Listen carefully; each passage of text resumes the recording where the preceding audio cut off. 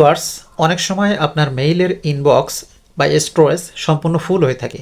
তো আপনি চাইলে যে প্রমোশনাল যে মেইলগুলো আছে সেগুলো কিন্তু খুব সহজে ডিলিট করতে পারবেন এবং আপনার স্টোরেজের গতি কিন্তু আরও বাড়িয়ে নিতে পারেন। চলুন প্রসেসটা দেখে আসি।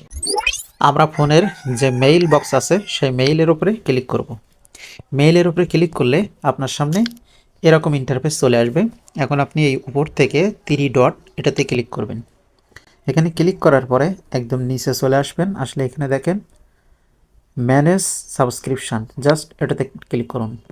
ক্লিক করার পরে আপনার যতগুলো সাইডে সাবস্ক্রিপশান করা সবগুলো এখানে শো করতেছে। এই সাইডে দেখেন মেইল এবং একটা মাইনাস চিহ্ন আছে, এটার উপরে ক্লিক করে আনসাবস্ক্রাইব।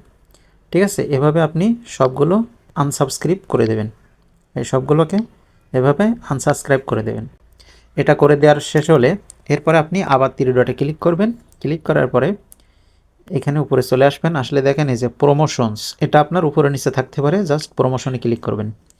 এই সাইটগুলো আপনার এইগুলো হচ্ছে প্রমোশনাল মেইল।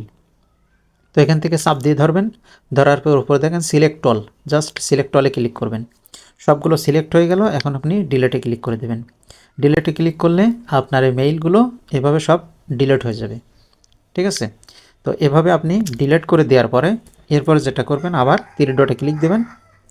দেওয়ার পরে এখানে একটা অপশান পাবেন বিন বা থ্রেশ, তো আপনি বিনে ক্লিক করবেন। করার পরে আপনি যতগুলো মেইল হচ্ছে ডিলিট করছেন সবগুলো এখানে চলে আসবে। এখন আপনি এমপিটি বিন নাও, জাস্ট এটাতে ক্লিক করে এটাতে ক্লিক করে দিলে আপনার ফোনের স্টোরেজটা কিন্তু অনেকগুলো খালি হয়ে গেল।